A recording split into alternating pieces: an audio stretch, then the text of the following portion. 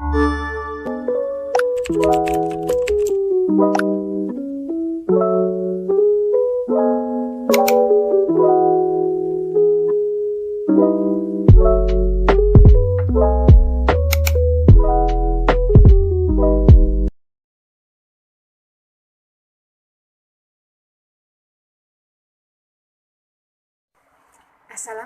warahmatullahi wabarakatuh. Izin memperkenalkan diri, nama saya Heni Afirika Sari, NPM 1913053057. Di sini saya akan menjelaskan mengenai pendidikan inklusif. Pendidikan inklusif lahir dari bentuk ketidakpuasan penyelenggaraan pendidikan bagi anak-anak berkebutuhan khusus dengan menggunakan sistem segresi. Sistem segresi adalah sistem penyelenggaraan sekolah yang diperuntukkan bagi anak-anak yang memiliki kelainan atau anak-anak yang berkebutuhan khusus. Sistem ini dipandang bertentangan dengan tujuan pendidikan bagi anak-anak berkebutuhan khusus, di mana tujuan penyelenggaraan pendidikan anak-anak berkebutuhan khusus adalah untuk mempersiapkan mereka untuk dapat berinteraksi dengan mandiri di lingkungan masyarakat. Namun dalam proses penyelenggaraan pendidikan, sistem segresi justru dipisahkan dengan lingkungan masyarakat, khususnya terjadi di masyarakat kita. Berangkat dari kenyataan tersebut, lahirlah konsep pendidikan inklusif. Menurut Budianto tahun 2006, sistem segresi tidak mampu lagi mengemban misi utama pendidikan, yaitu memanusiakan manusia. Sistem segresi cenderung diskriminatif, eksklusif, mahal, tidak efisien, serta outputnya pun belum menjanjikan sesuatu yang positif.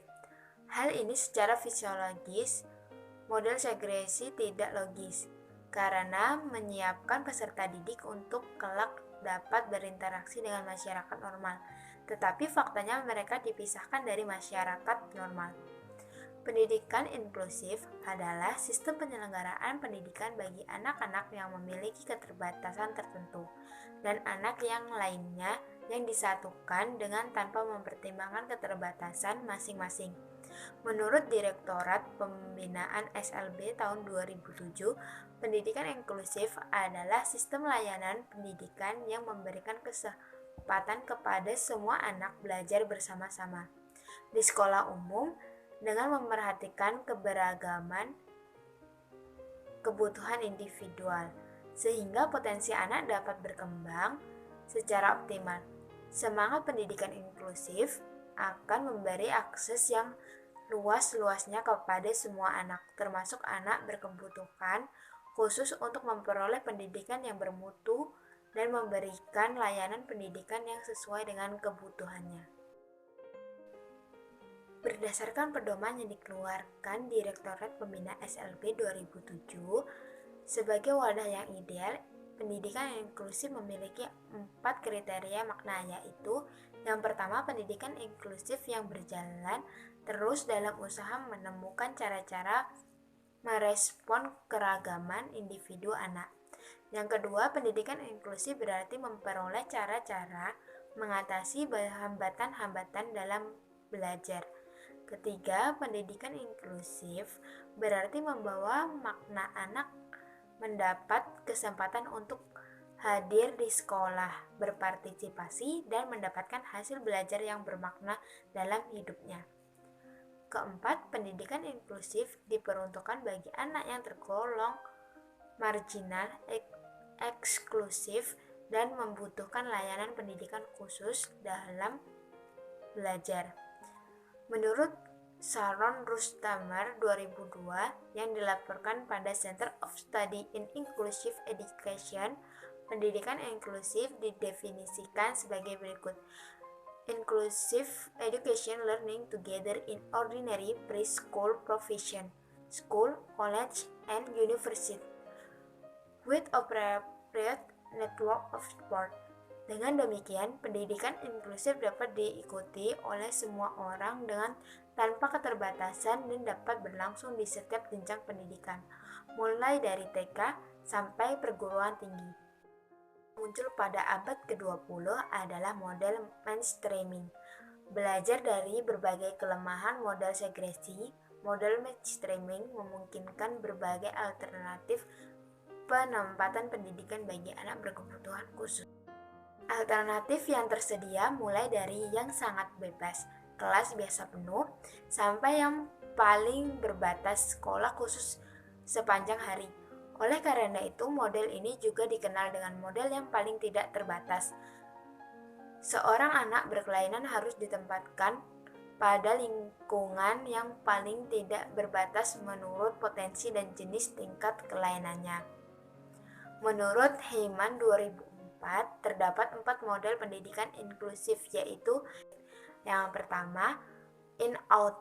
Model in-out adalah model pembelajaran bagi anak-anak berkebutuhan khusus di mana anak-anak tersebut keluar masuk kelas reguler pada pembelajaran tertentu. Kedua, to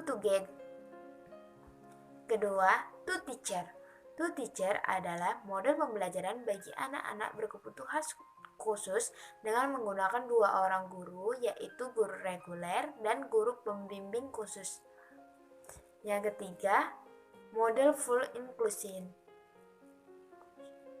Model full inclusion adalah model pembelajaran bagi anak-anak khusus di mana anak-anak berkebutuhan khusus secara penuh mengikuti proses pembelajaran bersama-sama dengan siswa-siswa reguler lainnya di kelas yang sama. Keempat, model rejection of inclusion. Model rejection of inclusion adalah model pembelajaran bagi anak-anak berkebutuhan khusus di mana siswa-siswa berkebutuhan khusus belajar terpisah dengan siswa-siswa reguler lainnya. Sebelum berkembangnya pendidikan inklusif, telah dikenal beberapa konsep yang mengarah menuju pendidikan inklusif. Konsep-konsep tersebut diantara lain, yang pertama, normalisasi. Konsep normalisasi jika diartikan dari struktur bahasa berarti menormalkan. Normalisasi berarti memandang setiap orang untuk hidup dari kacamata kebutuhan hidup orang pada umumnya. Kebutuhan hidup orang pada umumnya meliputi kebutuhan pendidikan, kesehatan, perlakuan adil di mata hukum, kualitas hidup layak, dan lain-lain. Kedua, integrasi atau pendidikan terpadu. Sistem integrasi seorang anak yang masuk kelas reguler namun berada di unit khusus atau kelas terpisah tetap dapat dikategorikan terintegrasi.